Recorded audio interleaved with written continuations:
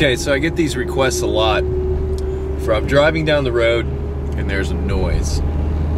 And the noise corresponds with the speed of the car. So in other words, the faster you go, the louder or the noise changes to correspond with speed.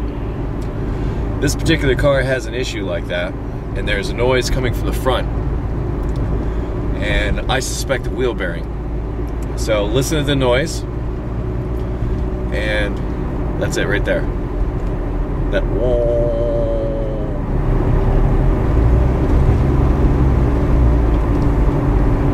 You can really hear it when you let off the gas. So let's get this into the shop. See what we can figure out.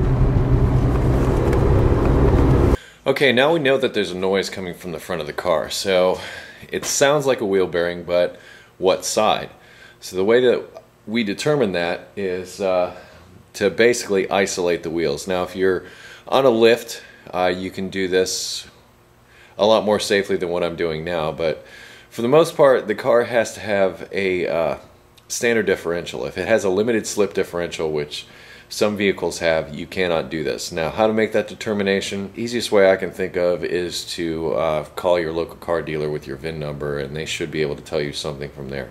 If it is a limited slip differential, which most cars are not, they're usually sport models, things like that, that have a limited slip differential.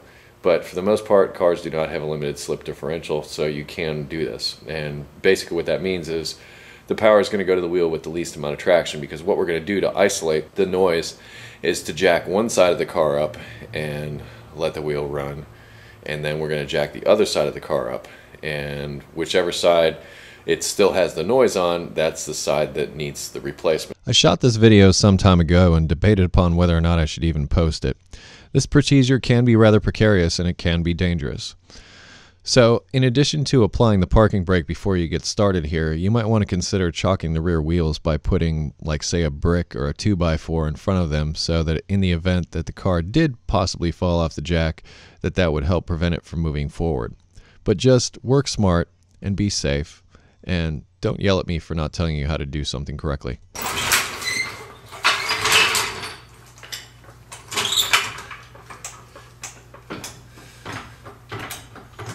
Okay, now that we have one wheel up off the ground, we're going to start the car and put it in gear and give a listen.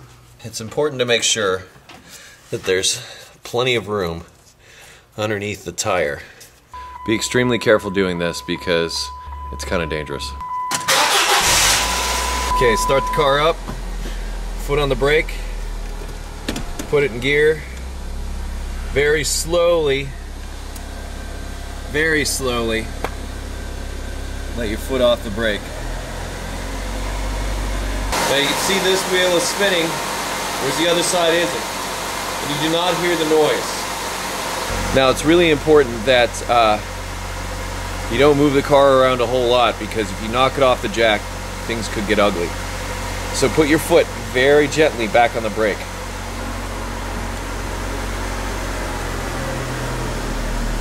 So you know the car is stopped. Put it back in park, turn it off. And now we're going to try the other side.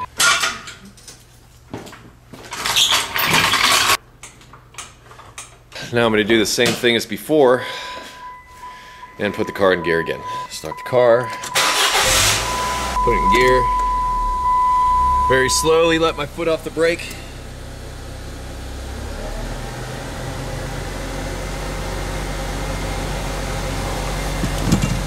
Now,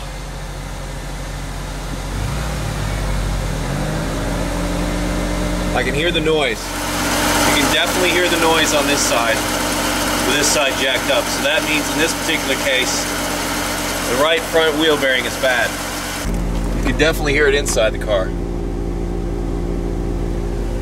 And put my foot on the brake. Noise goes away. Park, turn it off. So what that's allowed me to do is that's allowed me to isolate where the noise was coming from in the front. So if you got that low grumbling, growling noise as you're driving down the road, and it increases and decreases in correspondence with speed, it's quite possible that you have an issue like this. That's the way to determine what side it's on. Unfortunately, you're going to need a good set of tools and a certain skill level in order to perform this repair. But at the very least, you'll know what you're looking at. And in this particular case, it does have a bad wheel bearing. The best way to do it is on a lift with both wheels off the ground and isolating one side or the other.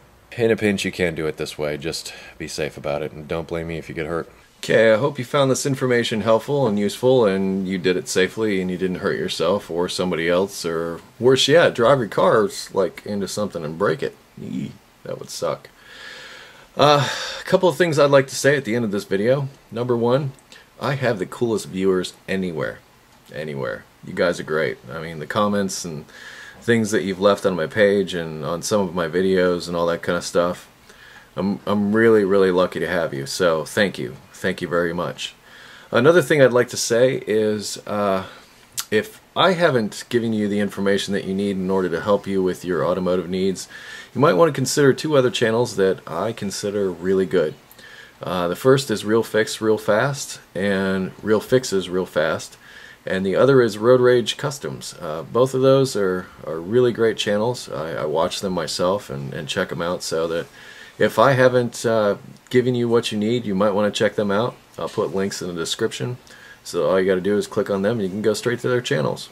Anyway, as always, stay dirty. I hope this information was useful to you, and visit me at EricTheCarGuy.com, post comments below, video responses, whatever you feel like doing. You can track me down and I'll do what I can to help. I'm Eric the Car Guy. See ya.